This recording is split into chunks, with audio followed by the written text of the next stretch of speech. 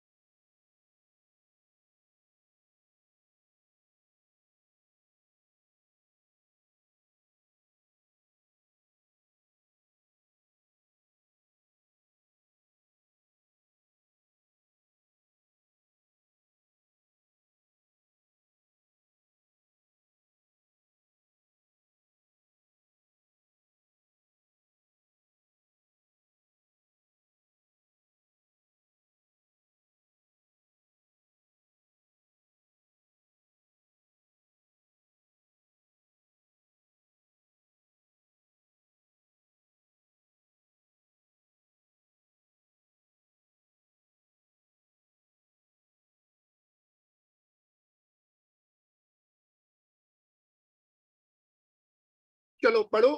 The figure 1.1 is the speed time graph. अब वो कह रहा है इस फिगर पे मार्क करो the letter X to indicate a point where the rock is moving with a constant speed. देखो स्पीड कहाँ कांस्टेंट है? जब लाइन हॉरिजॉन्टल हो जाती है तो वहां स्पीड कांस्टेंट होती है और शुरू में स्पीड बढ़ रही है। यहाँ पर अगर मैं मार्क करूं तो वेलोसिटी इज इंक्रीजिंग और यहां पर क्या है, मैं इसकी मार्किंग करूं तो वेलोसिटी इज कांस्टेंट और यहां पर वेलोसिटी इज डिक्रीजिंग और यहां पर velocity is equal to 0।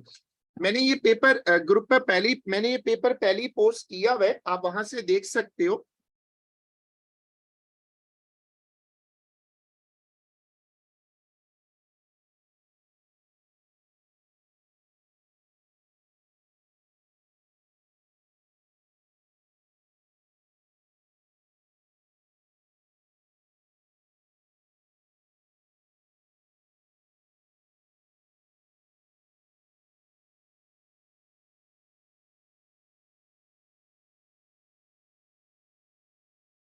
Letter X to indicate a point where the rock is moving with a constant speed। जो स्पीड होती है वो वहां कांस्टेंट होती है जहां ग्रेडियंट 0 हो और वेयर द रॉक इज डिसेलरेटिंग वहां पर आप लेटर लगा दो y।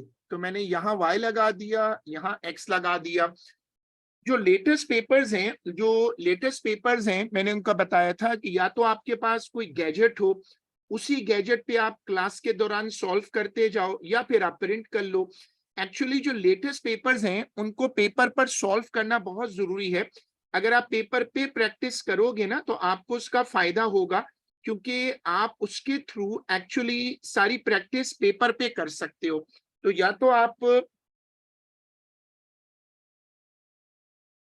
हाँ, डिसेलरेशन का मतलब यूसुफ ये है कि स्पीड इज डिक्रीजिंग। वो सडन भी स्टॉप करे ना तो अगर आप गाड़ी की ब्रेक लगाओ तो ऐसे ही ग्राफ बनेगा ना, अगर आप इमरजेंसी ब्रेक लगाते हो। तो स्पीड के डिक्रीज होने का मतलब है कि डिसेलरेशन है। At time t is equal to 0, the acceleration of the stone is equal to the acceleration of free fall। जैसे अभी यूसुफ ने पूछा था तो ये बिल्कुल स्ट्रेट लाइन आ रही है। 0 पे जो ग्राफ है शुरू में बिल्कुल सीधा सा ऊपर गया। Give the name of the force acting to the stone at t is equal to 0। अब कॉन्सेप्ट क्या है? जब फ्री फॉल होता है ना, जब आप किसी चीज को फ्री फॉल पे रखते हो फ्री फॉल का मतलब है कि एयर रेजिस्टेंस नहीं है। फ्री फॉल का मतलब है एयर रेजिस्टेंस नहीं है, तो फिर सिर्फ एक फोर्स रह जाती है,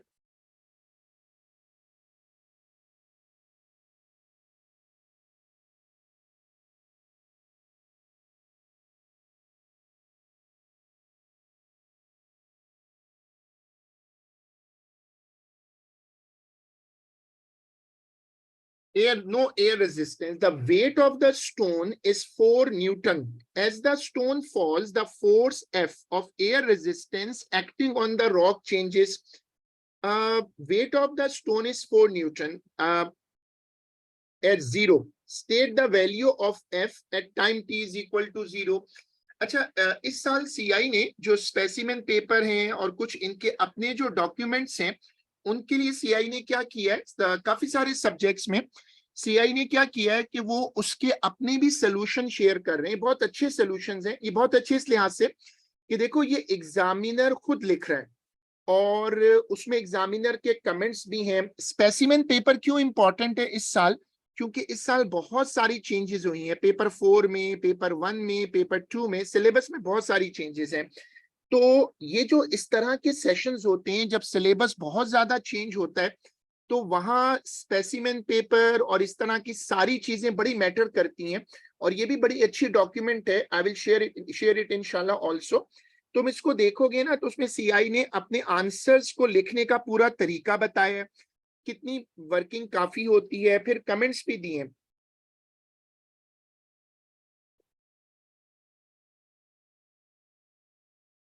ग्रेविटेशनल फोर्स यहाँ यूसुफ जो उसने सवाल को आंसर किया है ना, उसमें आप नीचे पढ़ोगे, ये देखो पढ़ो, उसने लिखा है वेट। ग्रेविटेशनल फोर्स को और वेट को थोड़ा सा डिफरेंशिएट करना पड़ेगा। ग्रेविटी असल में बहुत सारी जगहों से लगती है, हम पे तो मून की ग्रेविटी भी लगती है, लेकिन जो फोर्स हमें नीचे लाती है वो ग्रेविटेशनल फोर्स का वेट वर्जन होता है। अब वो कहते हैं द वेट ऑफ द, अब वो यहाँ पर वो आपको बता रहे as the stone falls the force of air resistance acting on the rock changes. अब शुरू में एयर रेजिस्टेंस तो होगी नहीं, शुरू में एयर रेजिस्टेंस नहीं होगी तो आप उसको 0 कर दो। State the force of F at t is equal to 10। अब तुम ऊपर जाके ग्राफ देखो, जब तुम 10 पे पहुंचे तो यहाँ तो वेलोसिटी कांस्टेंट हो गई। जब वेलोसिटी कांस्टेंट हो जाती है तो उस वक्त डाउनवर्ड फोर्स और अपवर्ड फोर्स दोनों बराबर हो जाते हैं और रिजल्टेंट फोर्स 0 होती है।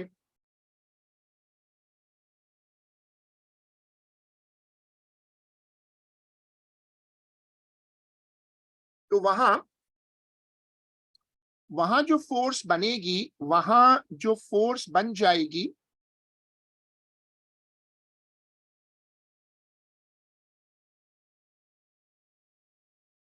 वहां जो फोर्स बनेगी वो होगी वेट की force. Suggest why F changes between 0 and 10। तो इसके लिए वो मशहूर आंसर है जो कहते हैं ना, ओ लेवल फिजिक्स का सबसे मशहूर कॉन्सेप्ट है जो बार बार पेपर में आता है, टर्मिनल वेलोसिटी।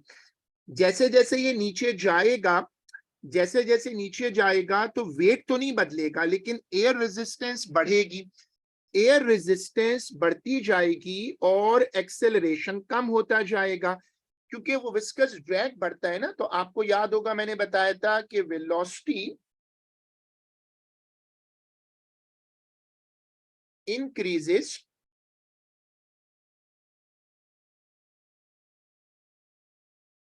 जो ड्रैग फोर्स है वो इंक्रीज करेगी,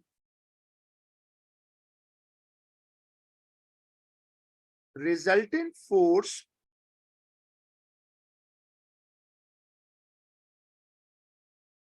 डिक्रीज करेगी। एक्सेलरेशन डिक्रीज करेगा। पार्ट बी तो जैन पार्ट बी ही तो चल रहा है, ये तुम्हारे सामने है ना। पार्ट बी ही तो अभी पार्ट बी चल रहा है ना। और वो जो ऊपर ग्राफ है ना, मैंने पेपर ग्रुप पे पोस्ट किया हुआ है, ये जो ग्राफ है ना, ये यहां से डेटा निकाल रहे हैं।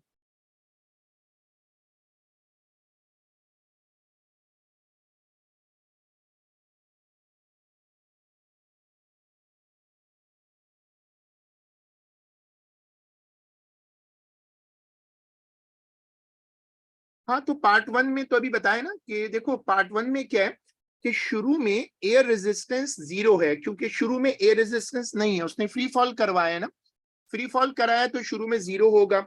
जब आप, मैंने ऊपर लिखा है ना, जब वेलोसिटी कांस्टेंट हो जाएगी, जब 10 पे पहुंचोगे, ये पोजीशन 10 की है, देखो ये पोजीशन, जब आप 10 पे पहुंचोगे तो वेलोसिटी कांस्टेंट होगी। वेलोसिटी कांस्टेंट होने का मतलब होता है, वेलोसिटी कांस्टेंट होने का मतलब है कि रिजल्टेंट फोर्स 0 होगी।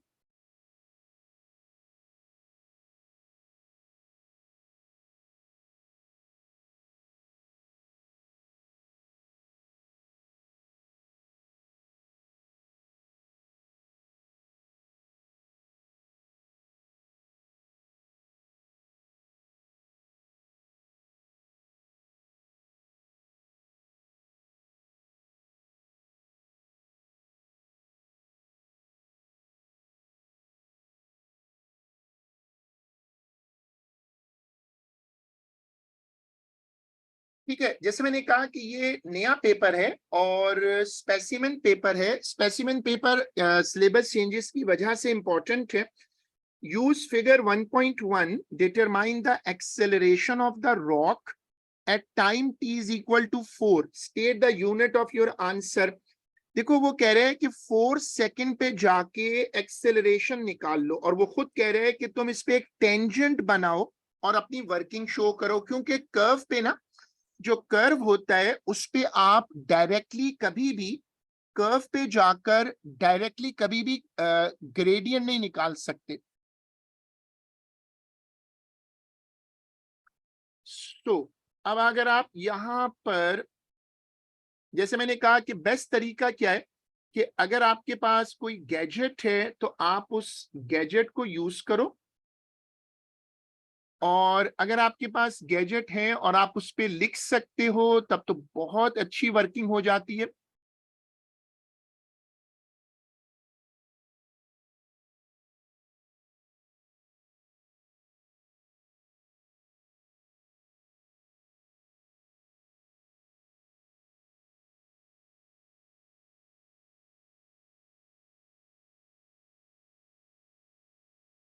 अब मैंने तुम लोगों के लिए ग्राफ के ऊपर ये टेंजेंट बनाया है, और आप लोग मुझे हेल्प करोगे कि आप लोग मुझे ग्रेडियंट कैलकुलेट करके दोगे।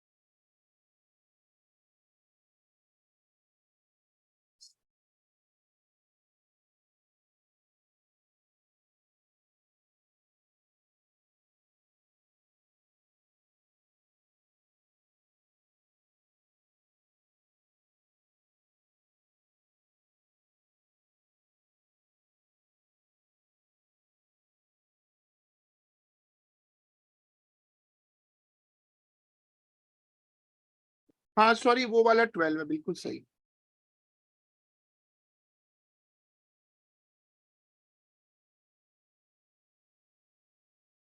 चलो अब ये जो ग्रेडियंट है ये निकालो।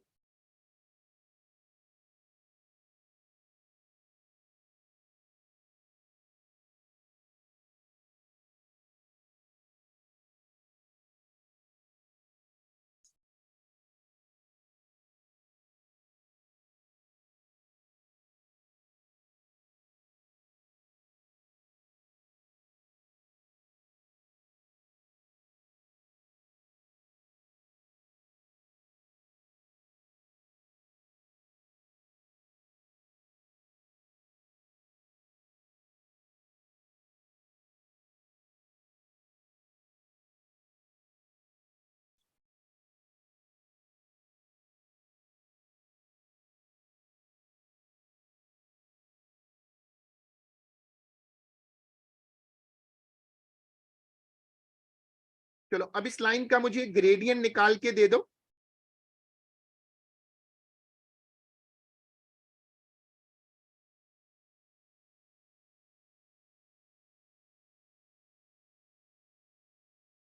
एक आंसर मिल रहा है 5.3। बाकी लोग भी जरा ग्रेडियंट कैलकुलेट करो और मुझे बताओ। एक आंसर मिल रहा है 5.3।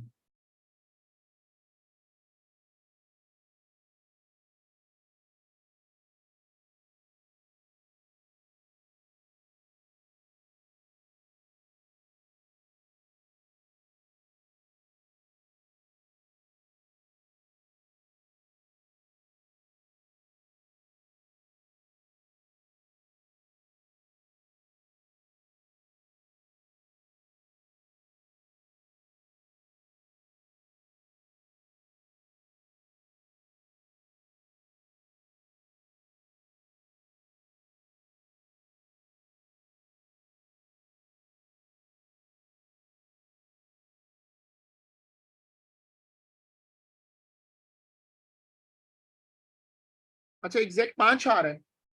ठीक है, देख लेते हैं इसमें एग्जामिनर का अपना क्या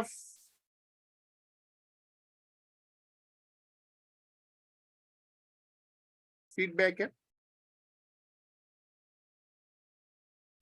एग्जामिनर ने जो आंसर दिया हुआ है, अपनी पूरी वर्किंग दिखाकर उसने आंसर लिखा हुआ है 5.2। तो इसमें एग्जामिनर जो आंसर दिया है वो 5.2 है।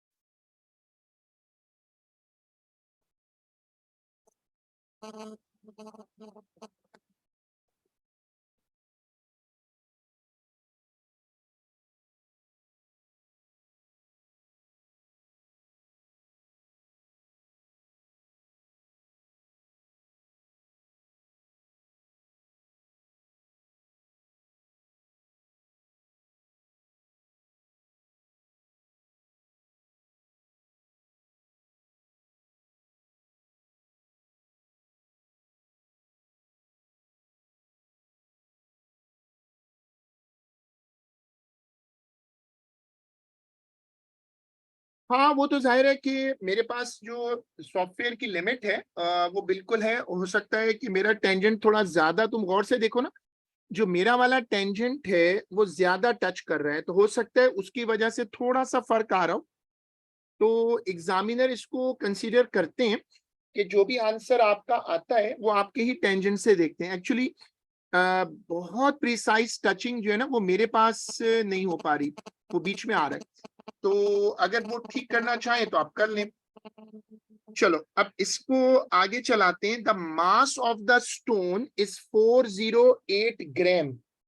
Determine the force F of air resistance acting on the rock at time t is equal to 4। अगर आपका आंसर हमारी मेरी वाली कैलकुलेशन के अकॉर्डिंग आ रहा है 5.2, तो अब वो कह रहे हैं कि ये बताओ फोर्स ऑफ एयर रेजिस्टेंस क्या होगी टी इज इक्वल टू 4 पे। अब देखो, तुम अगर इसको रफली प्लॉट करो तो ये स्टोन है, ये वेट है, और ये ड्राइविंग फोर्स है। स्टोन जा रहा है नीचे की तरफ। रिजल्टेंट फोर्स का फॉर्मूला होता है greater force minus smaller force.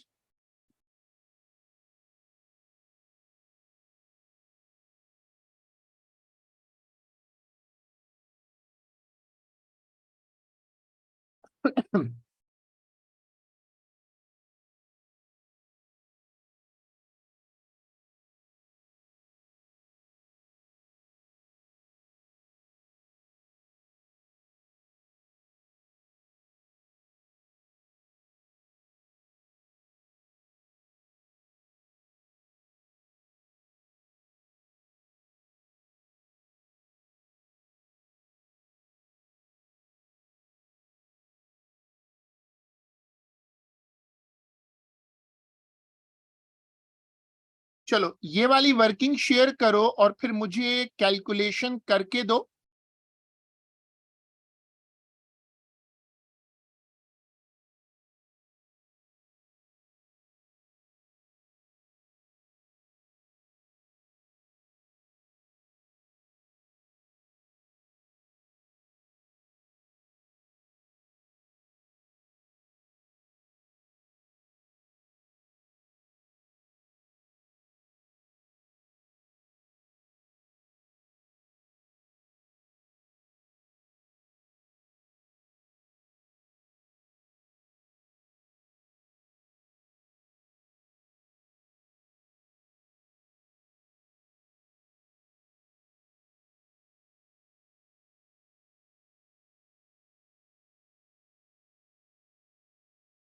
हम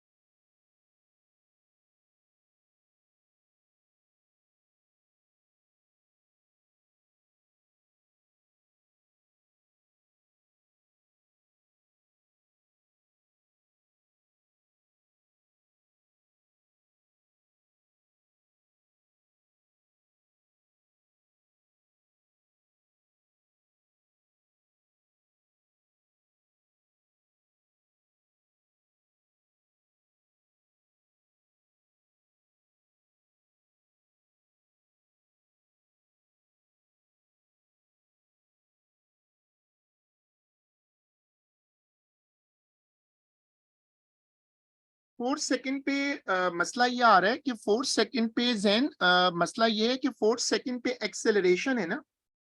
ये तो तुम वहां कर सकते हो जब ये लाइन सीधी हो जाती है। जब एक्सेलरेशन का मामला आ रहा है ना, तो उसमें एक मसला आ रहा है कि अगर आप एक्सेलरेशन पे जाते हैं ना, तो वहां आपको ड्राइविंग वो दोनों फोर्सेस बराबर नहीं है। अगर मैं मास इनटू एक्सेलरेशन करूंगा ना जैन, तो उससे रिजल्टेंट फोर्स निकल आएगी। बाकी लोग आंसर बताओ जल्दी से यार, टाइम जरा ज्यादा लग रहा है।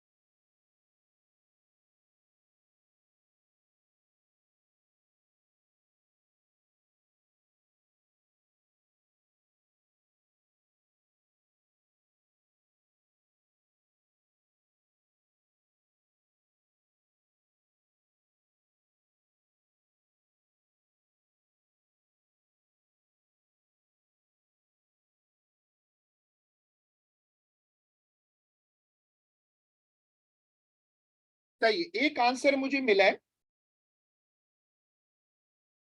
हाँ वो तो सही है, अगर यूसुफ जो आप कह रहे हो, बस वो वर्किंग दिख, वो तो फिर ठीक है, अगर आप बाद में माइनस कर एडजस्ट कर लेते हो तो वो ठीक है। असल चीज तो वर्किंग है ना, तो आप अगर वर्किंग को 2 स्टेप में करना चाहो तो 2 स्टेप में कर दो। The figure shows a black car going up a hill on a sunny day. State one way in which the car is gaining thermal energy. देखो हीट गेन करने के 3 तरीके होते हैं ना, 3 मशहूर तरीके। कंडक्शन होती है, कन्वेक्शन होती है, रेडिएशन होती है। अब उसने खास तौर पे कहा है कि इट्स अ ब्लैक कार। ये जो काली गाड़ी का लफ्ज है ब्लैक, आपको पता है कि जो ब्लैक ऑब्जेक्ट्स होते हैं, तो जो ब्लैक ऑब्जेक्ट्स होते हैं वो हीट ज्यादा एब्जॉर्ब करते हैं ना। Dark objects are good absorber and good emitter. तो आप एग्जामिनर को बताओगे कि सूरज से जो हीट आ रही है उसमें रेडिएशन होगी, कन्वेक्शन होगी और गाड़ी में कंडक्शन होगी। One way in which the car is losing thermal energy, जाहिर है वो रेडिएट भी करेगा, गाड़ी का एग्जॉस्ट भी होगा। The car accelerates up the hill. In addition to an increase in thermal energy, there are other energy transfers taking place. जो गाड़ी की चूंकि गाड़ी हिल पे जा रही है ना, तो kinetic energy is converting into potential energy. गाड़ी की जो काइनेटिक एनर्जी है वो पोटेंशियल में कन्वर्ट होगी।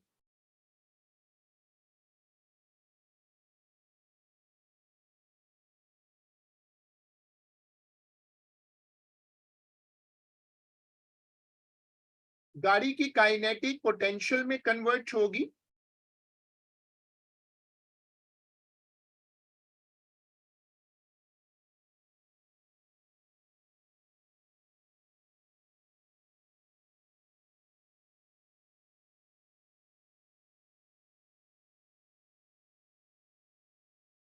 फिर काइनेटिक एनर्जी का एक पोर्शन जो है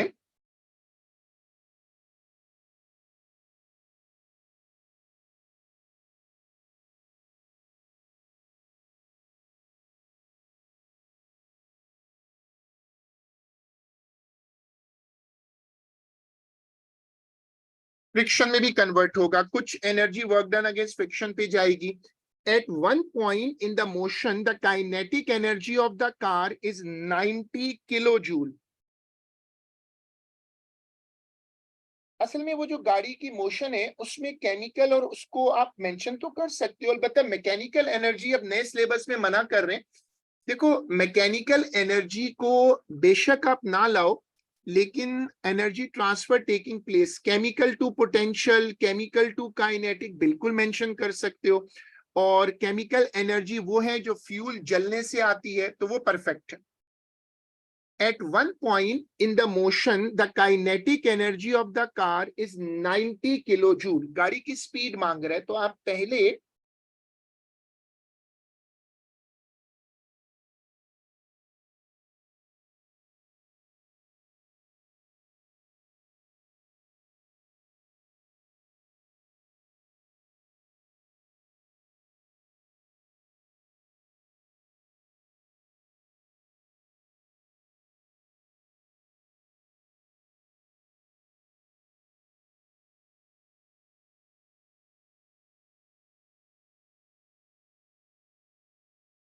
पहले आप फॉर्मूला को रीअरेंज कर लो।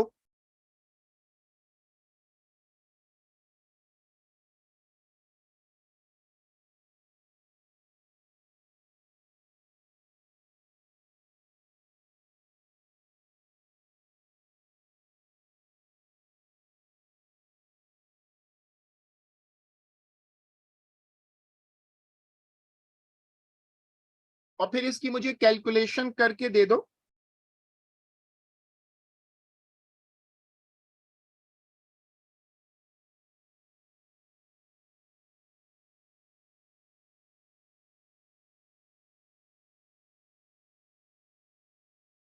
अच्छा मैं इसको देख लेता हूँ यूसुफ, कि हमारा जो तुम जो कह रहे हो कि आंसर आ रहा है 2 से 2.4। अच्छा इसका आंसर ये, एक यूसुफ ने एक पॉइंट बताया 90 किलो जूल। हाँ बिल्कुल 90,000 यूज कर लो।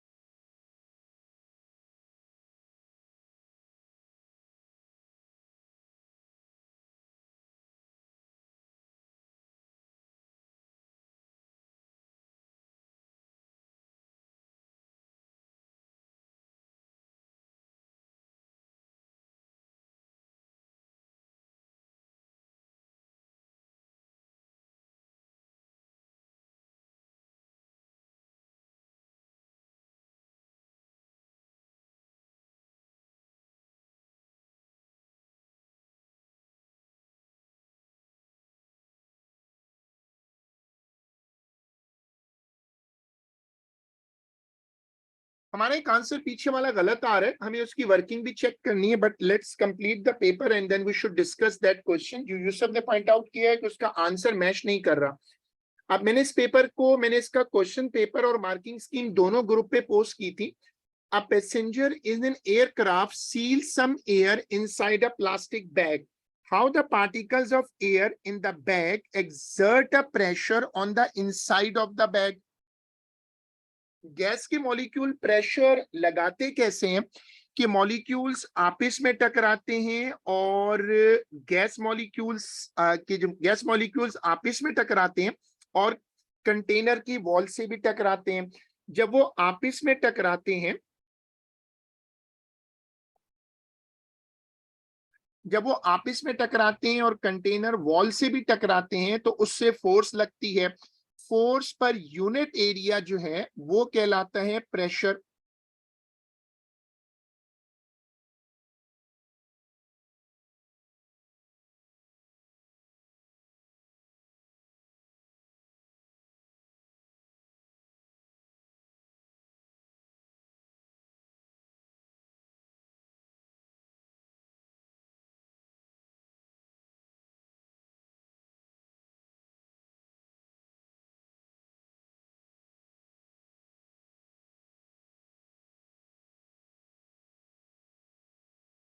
When the bag is closed, the pressure of the air in the aircraft is 80 kilopascal and the bag contains 500 cm cube of pressure.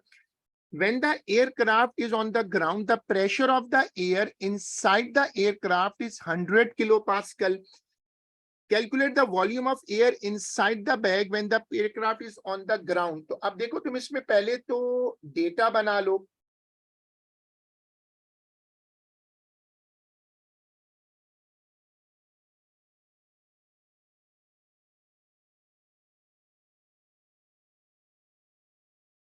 क्योंकि ये बॉयज लॉ का केस है।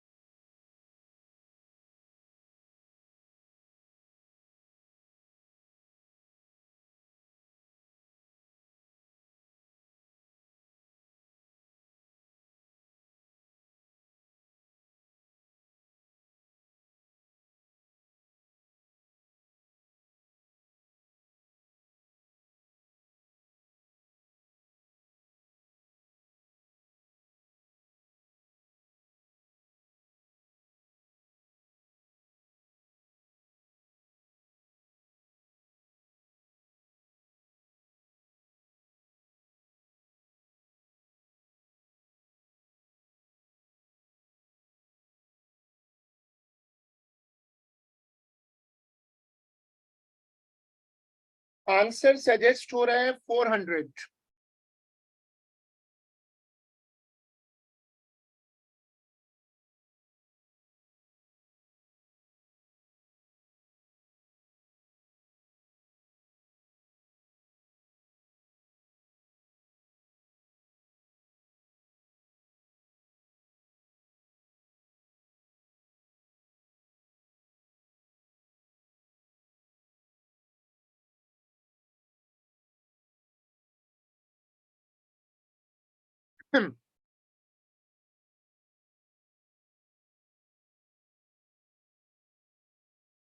इसमें जो एग्जामिनर ने अपना आंसर लिखा है, और जाहिर है कि वो एक अच्छी राइटिंग, अच्छी presentation, it's a worth watching solution. क्योंकि बहुत सारे बच्चों को न्यूमेरिकल्स में मसला नहीं होता। Many people get problem in writing these answers. That is why this is a very good step by Cambridge कि वो इसको अब शो कर रहा है, फिर वो नीचे एग्जामिनर कमेंट भी दे रहा है। तुम लोग जरूर इस वर्डिंग को देखो, आंसर हमारा बिल्कुल सही आ रहा है। जब बॉयज लॉ लगता है तो यूनिट कन्वर्जन की जरूरत नहीं होती।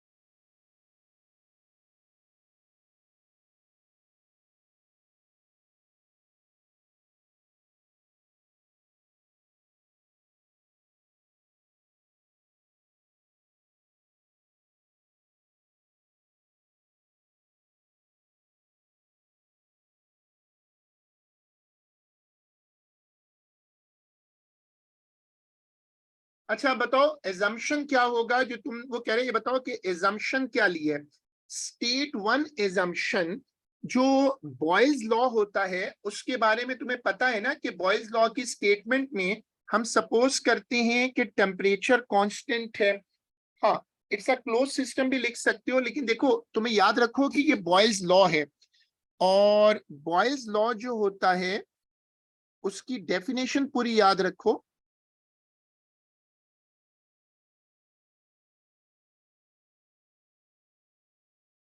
जो बॉयल्स लॉ है उसमें हम टेम्परेचर कांस्टेंट रखते हैं।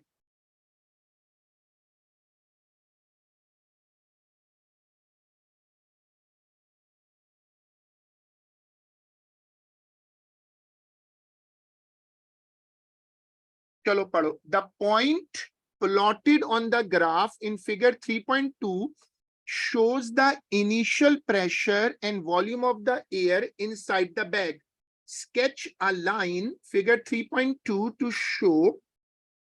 to show how the volume of air changes as the pressure increases. Boyle's law कहता है कि pressure और volume inversely proportional है।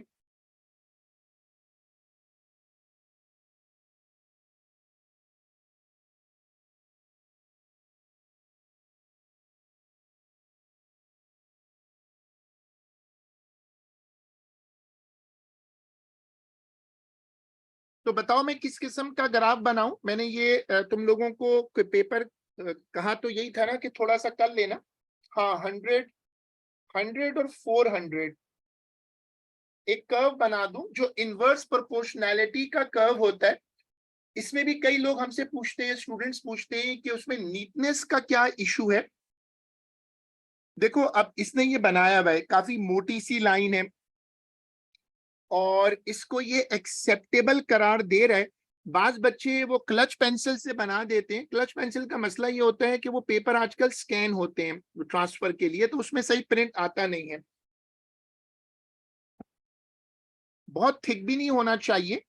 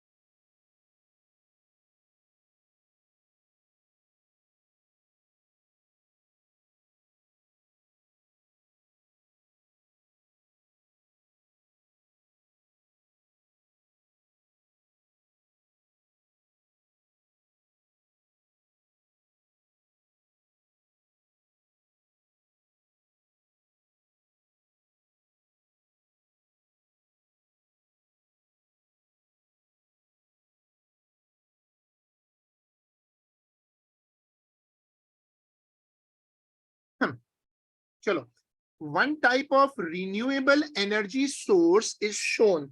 State the name of the renewable energy source shown in figure 4.1. Geothermal बिल्कुल सही है।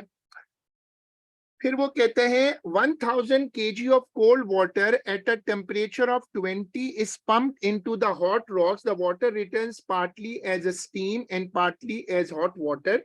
The steam and hot water are both at a temperature of 100. The specific heat capacity is given. अब इसमें वो formula लगा दो।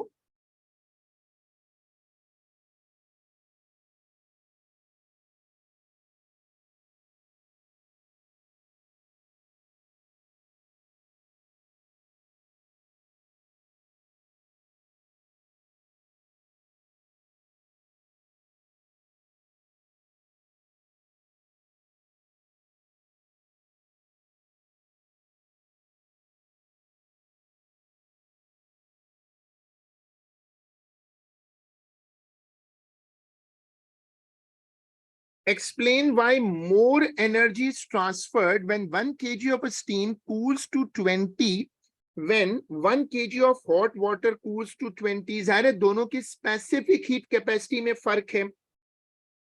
और आइस एक जब स्टीम है वो एक गैस फॉर्म होती है और जो वाटर है वो लिक्विड फॉर्म होती है। तो तुम अपना आंसर निकालो। और जैसे मैंने बताया कि इसमें जो फिजिक्स में आखिरी बिल्कुल टाइम चल रहा है, इस वक्त जो सबसे ज्यादा मेहनत करनी चाहिए वो अपने थ्योरी आंसर्स में करनी चाहिए। Theory answer should be very good. सही है। 3.36 इंटू 10⁸ मैंने वर्किंग शो कर दी है।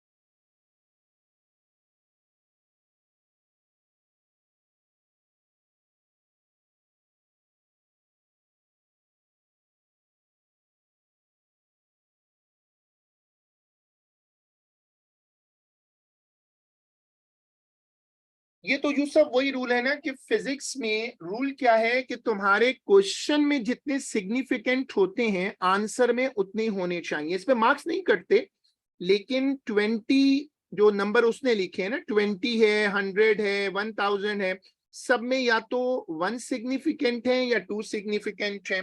तो the method is very simple. The answer should contain the same number of significant as the question.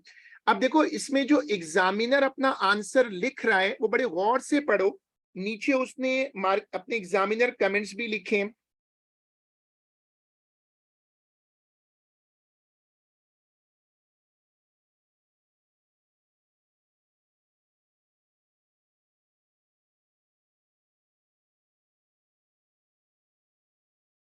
सबसे ज्यादा थ्योरी पे टाइम दो।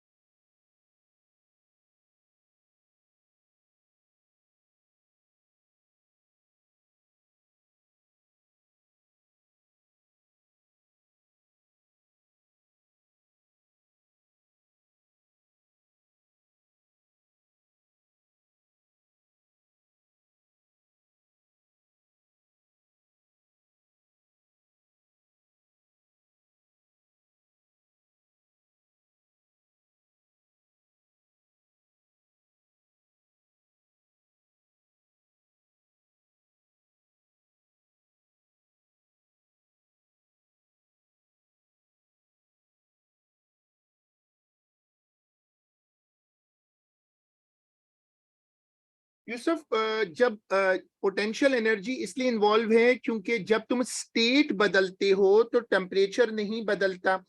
जब तुम स्टेट बदलते हो, जब तुम स्टीम को ठंडा करके 20 डिग्री तक लाओगे तो वो पानी बन जाएगी ना, विश्व लिक्विड बनेगी। तो ये इसलिए उसने पोटेंशियल एनर्जी का जिक्र किया है। काइनेटिक एनर्जी जो है जैन, वो तो टेम्परेचर के साथ रिलेटेड है।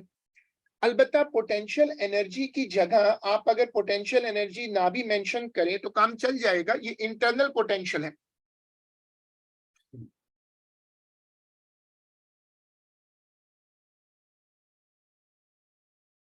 The figure shows light in air incident on the side of a rectangular glass block at an angle of 60 degree. अच्छा, ये जो बात यूसुफ ने पूछी थी पोटेंशियल वाली, ये भी इसी साल आपको नजर आई है। The refractive index of glass is 1.5. The light travels in the glass and is incident on side XY. Underline all the terms describe a wave of light. जो wave of light है, हाँ, वो इलेक्ट्रोमैग्नेटिक है और transverse है।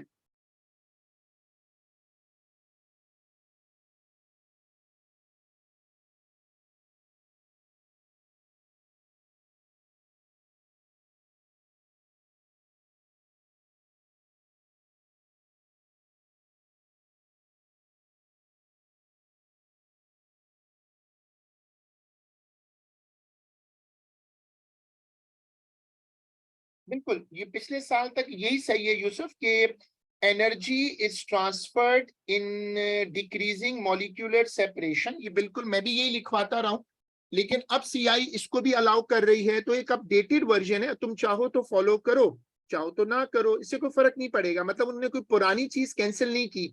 जैसे वो latent latent heat की जो डेफिनेशन वाली कैलकुलेशन है वो हटा रहे हैं, तो वो तो हट गई। लेकिन जो चीज वो कुछ चीजों को अपडेट की है तो वो चलेगा।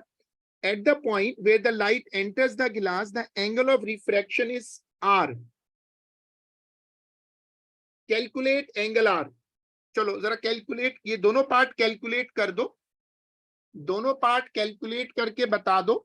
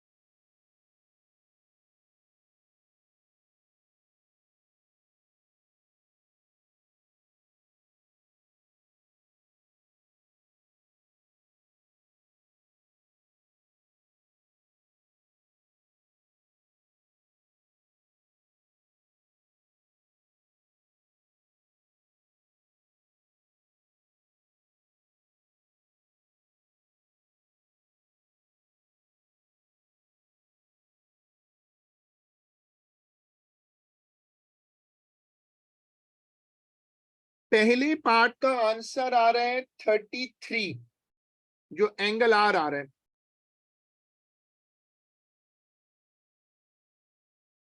पहले पार्ट का आंसर आ रहा है 33।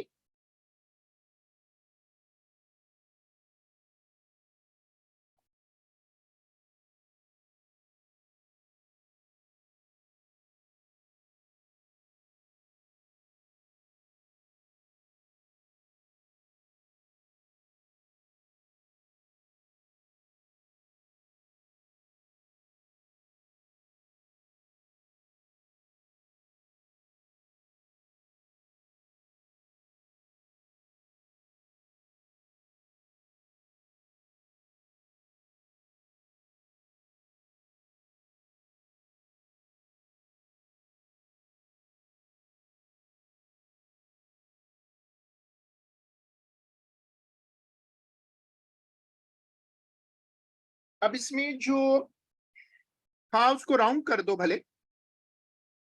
कैलकुलेट द क्रिटिकल एंगल, पहले फॉर्मूला लिखो, कैलकुलेटर को डिग्री मोड में होना चाहिए और फिर इन्वर्स करके क्रिटिकल एंगल निकाल लो।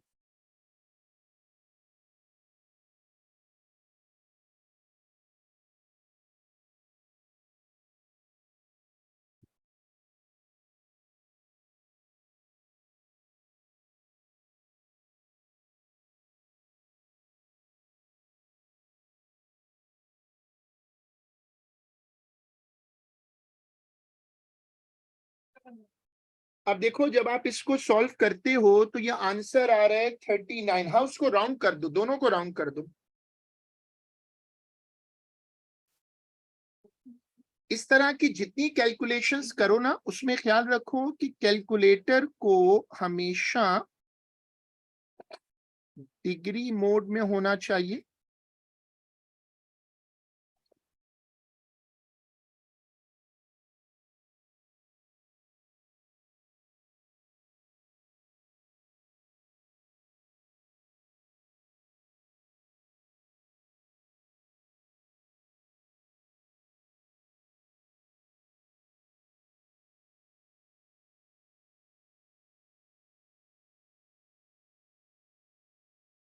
अब देखें कि at P the angle theta between the ray and the normal is given by theta is equal to 90 minus r. State and explain what happens to the light when it is incident on side XY। अब जब वो इधर आके light hit करेगी, वो इसकी बात कर रहे हैं थीटा। देखो तुम्हें थीटा दिख रहा है, चूंकि वो ट्राइंगल बन रही है ना, इसलिए वो कह रहे हैं कि अगर ट्राइंगल बना लो ना तो तुम्हें समझ में आ जाएगा कि वो कह रहे हैं कि ट्राइंगल बनने की वजह से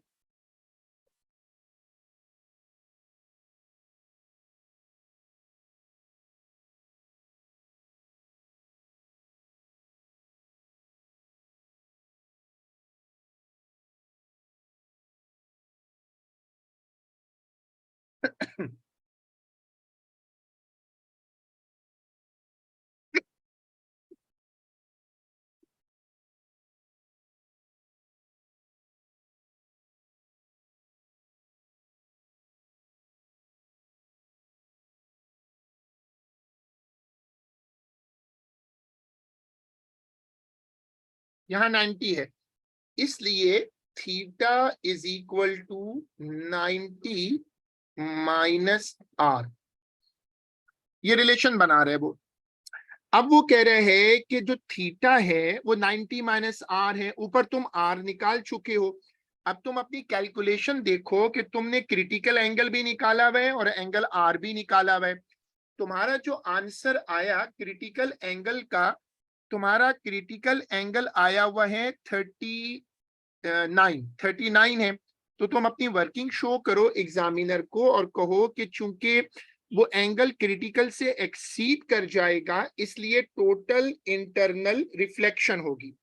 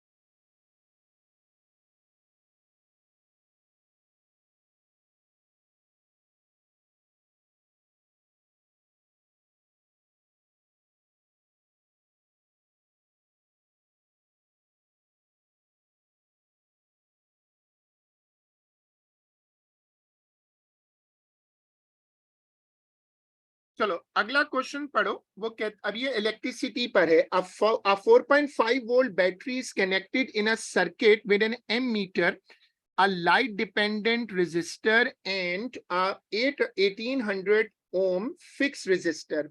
Figure 6.1 is the circuit diagram. देखो तुम्हें सर्किट डायग्राम नजर आ रही है और तुमने पहचान लिया होगा कि ये नीचे वाला एरो वाला एलडीआर है।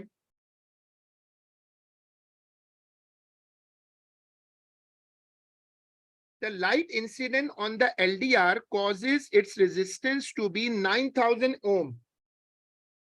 अब अगर नीचे वाला 9000 है, ऊपर वाला दोनों पैरेलल में है ना,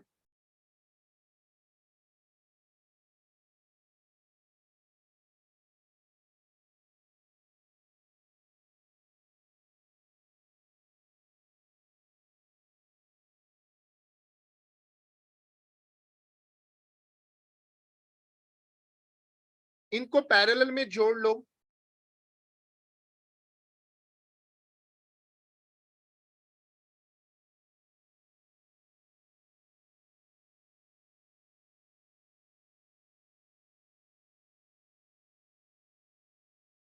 इसमें आंसर मिल रहा है मुझे 1500। दूसरा पार्ट भी कर दो।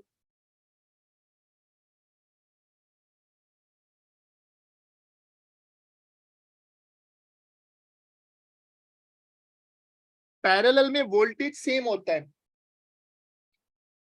पैरेलल में वोल्टेज जो है वो सेम होता है।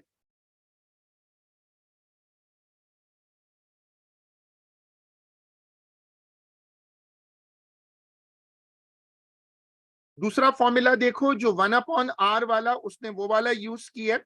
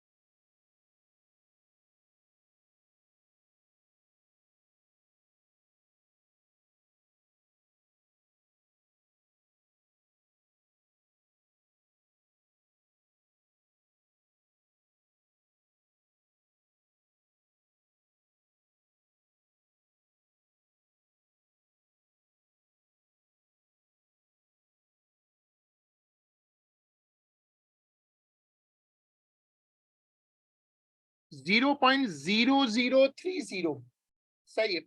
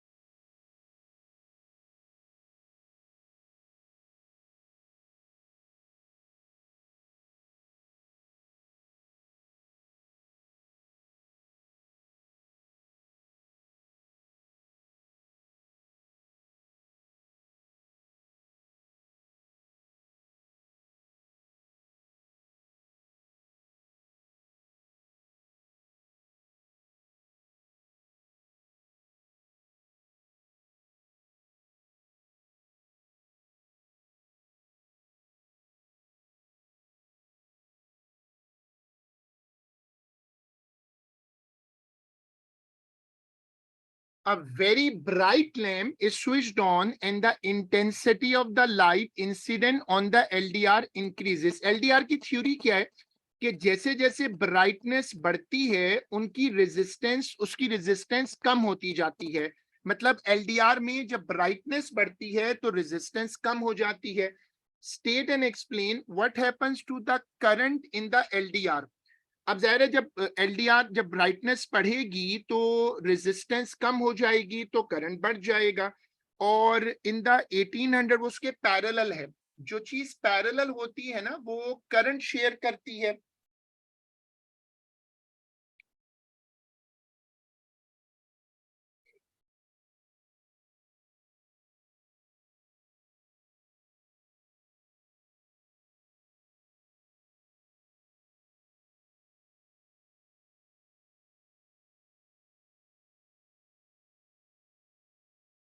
अब ये कॉन्सेप्ट जो दूसरा पार्ट है वो बहुत सारे लोगों को कंफ्यूज करता है। मेनी पीपल थिंक कि पैरेलल में अगर एक में करंट कम करोगे तो दूसरे में बढ़ जाएगा, लेकिन मैंने अपनी रेगुलर क्लासेस में समझाया था कि पैरेलल सर्किट की सबसे स्मार्टनेस ये होती है कि अगर तुम दो पंखे घरों में सारी चीजें मेजॉरिटी पैरेलल में होती है ना, तो अगर तुम एक पंखा बंद कर दो तो उसकी वजह से दूसरे पंखे की स्पीड नहीं बढ़ती, उसका करंट नहीं बढ़ता।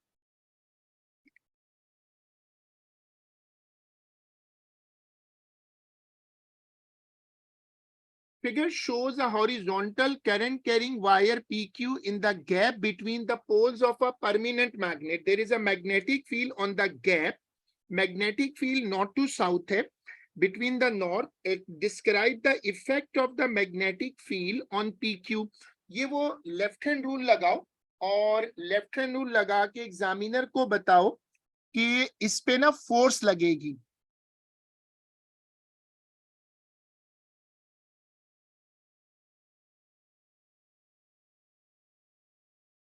एक मैग्नेटिक फील्ड है और हमारे पास दूसरी चीज करंट है।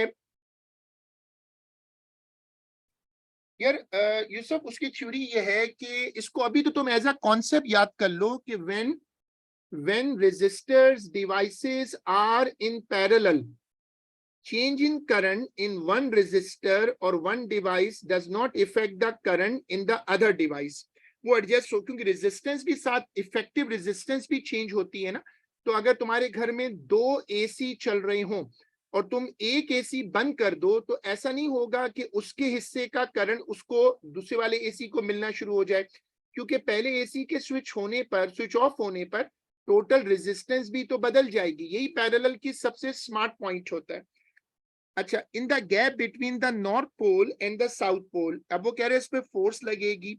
State the effect on P Q. जब तुम मैग्नेटिक फील्ड स्ट्रेंथ बढ़ाओगे तो वो जो फोर्स है वो और ज्यादा स्ट्रॉन्ग हो जाएगी। ये वो लेफ्ट हैंड वाला चक्कर है।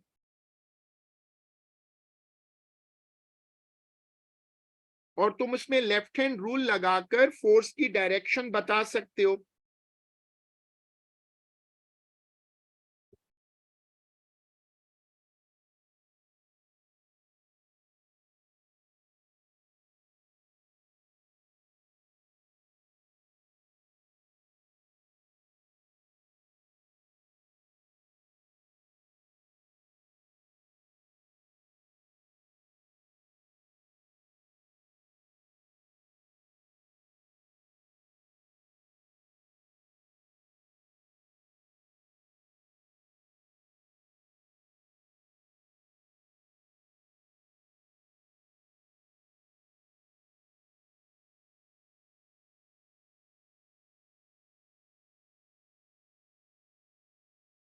The figure shows part of a torch.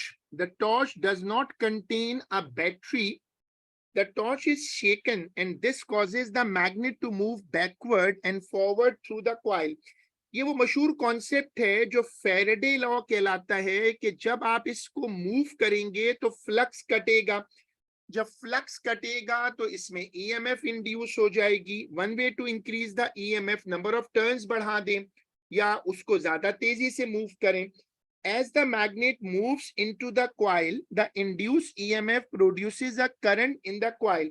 How this opposes the motion of the magnet? ये वो लेंजेस लॉ है। लेंस ये जो पार्ट नंबर 3 है ना, लेंजेस लॉ है। लेंज लॉ कहता है कि जब ईएमएफ इंड्यूस होगी तो वो अपने सोर्स को अपोज करेगी।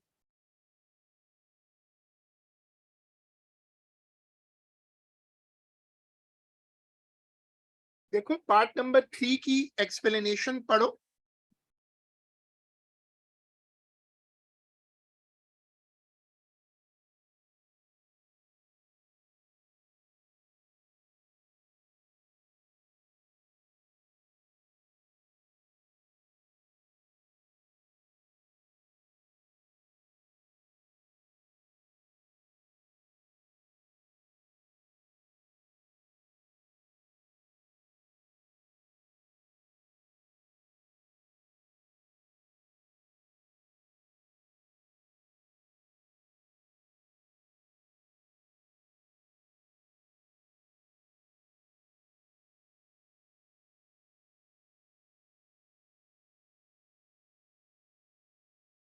Figure shows a circuit containing a 230-volt AC supply connect to a television and two lamps. 40 watt के दो lamps हैं, 120 watt का television है.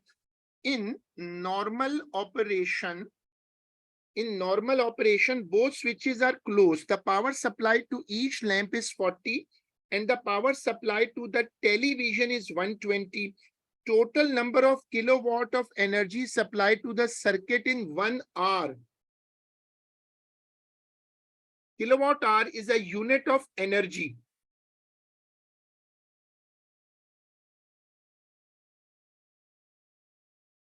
Kilowatt hour is a unit of energy. और इसको फिर आप कन्वर्ट कर लो और फिर करंट निकालो.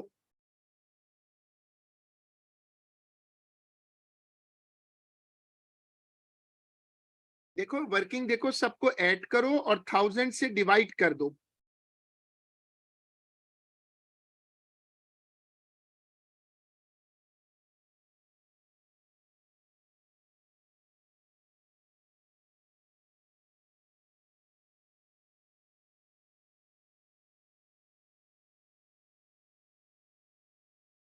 वो इसलिए किलो में आंसर लाना, किलो के.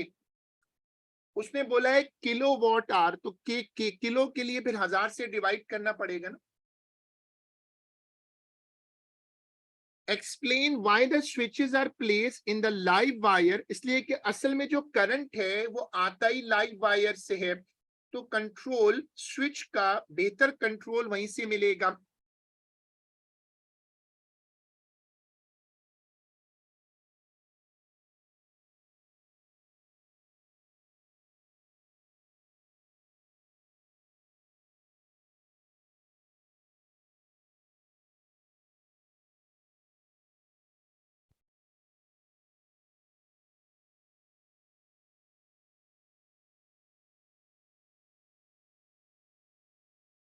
जो करंट है वो आता ही लाइव वायर से है. जो असल करंट होता है, एनर्जी होती है, वो लाइव वायर से आती है, तो वहीं स्विच होना चाहिए.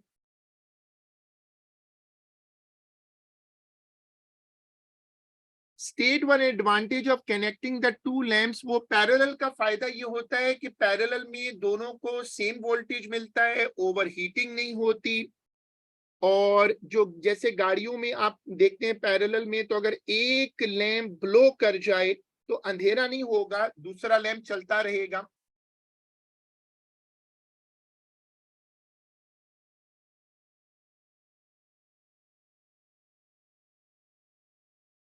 The figure shows the main parts of a nuclear reactor. इसमें एक मॉडरेटर है, फ्यूल रॉड्स हैं, कूलेंट है, कंट्रोल रॉड्स हैं. The fuel rods contain uranium which can undergo nuclear fission. Describe the process of fission that occurs in the fuel rod.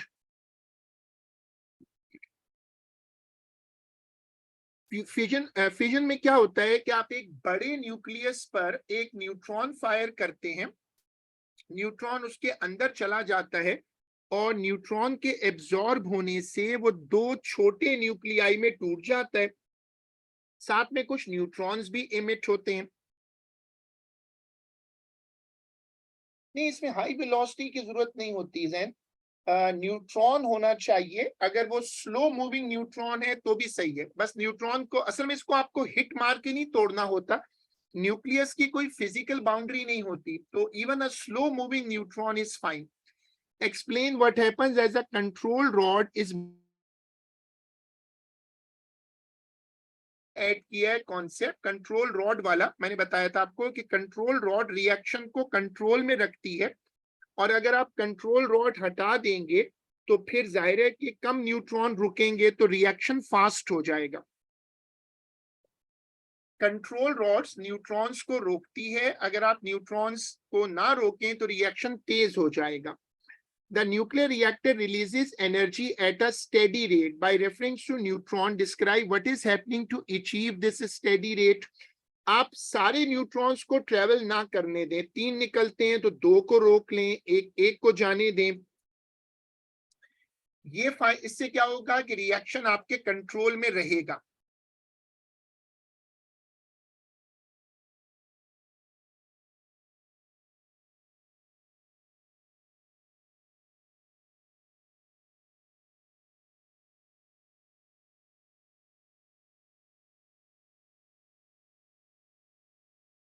वरना reaction explode कर जाता है। जो मॉडरेटर होता है वो न्यूट्रॉन्स को स्लो कर देता है।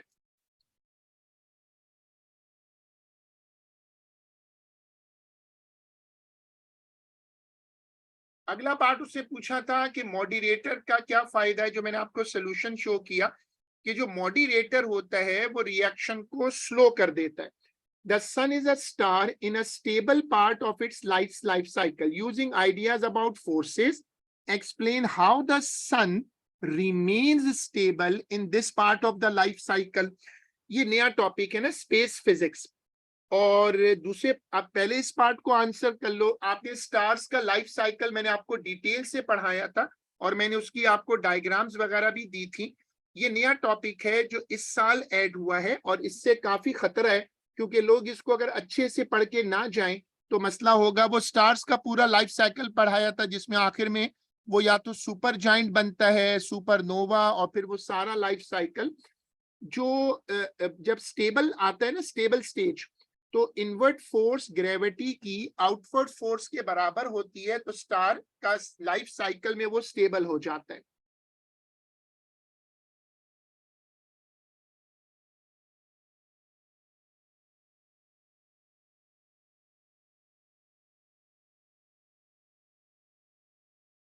Describe what happens to stars of similar mass to the sun at the end of the stable part of their life cycle.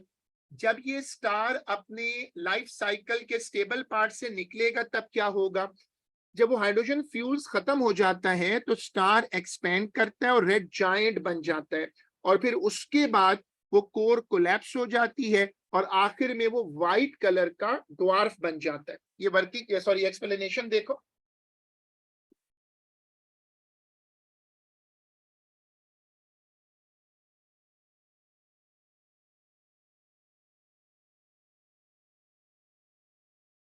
Space physics को स्पेशल अटेंशन देना, क्योंकि ये प्रॉब्लम में आज प्रॉब्लम क्रिएट करेगा। The orbital speed of earth around the sun is 30 kilometre per second.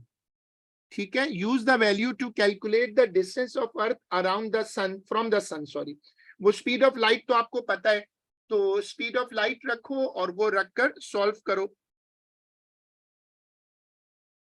Formula लगाओ और speed of light रखो।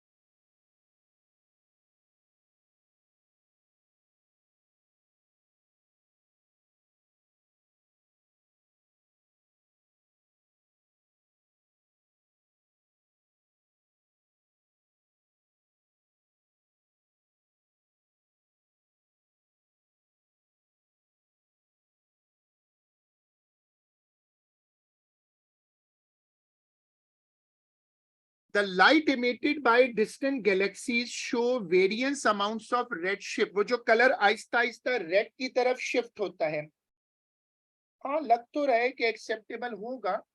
यूनिट तो उसने खुद मांगी है ना।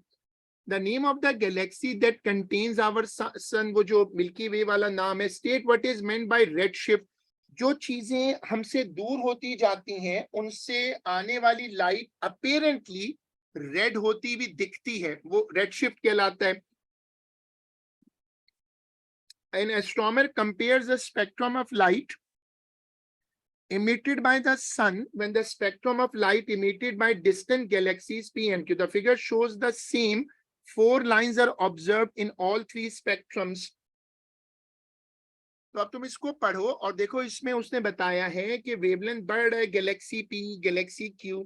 State what figure enables the astronomer to deduce about galaxy P and galaxy Q. Explain the astronomer reason in your answer. वो जो रेड शिफ्ट होती है वो ये बताती है कि कौन सा स्टार आपसे दूर जा रहा है और कितनी स्पीड से जा रहा है, एक अप्रोक्सीमेट मिल जाता है।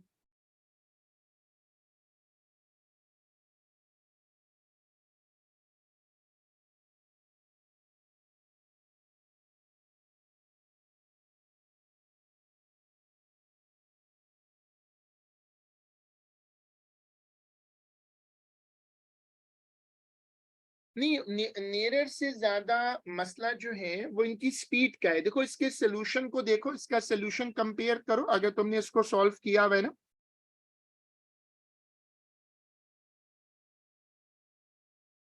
हाँ,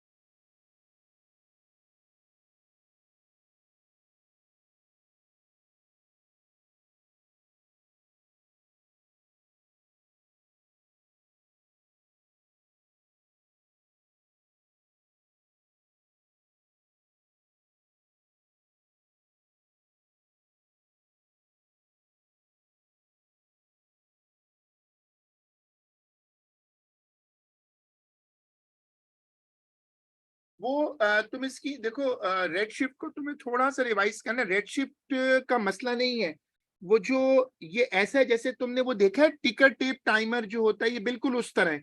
वो जो सेपरेशन है ना वो बढ़ रही है। देखो पढ़ो, इसकी एक्सप्लेनेशन पढ़ो।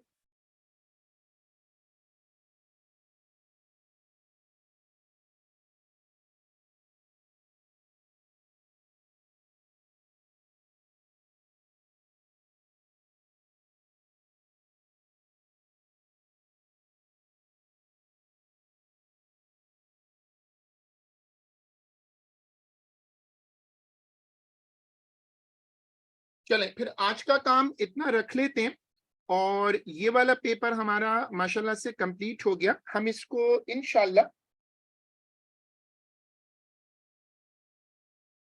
नहीं नहीं, वो देखो उसका सेपरेशन सेम है लेकिन उसकी पोजीशन राइट को शिफ्ट हुई हुई है ना। मैं तुम्हें हाईलाइट करता हूँ, देखो ये चीज देखो ना ये। अब देखो इनकी पोजीशन इस वाले की और शिफ्टेड है, इस वाले की और शिफ्टेड है, ऐसे देखते हैं। असल चीज वो शिफ्ट है। शिफ्ट का मतलब उसकी जो राइट साइड को मूवमेंट है ना टूवर्ड्स रेड, वो ज्यादा है। ठीक है, हम इसको फिर इंशाल्लाह अगली क्लास में कंटिन्यू करेंगे। अल्लाह हाफिज।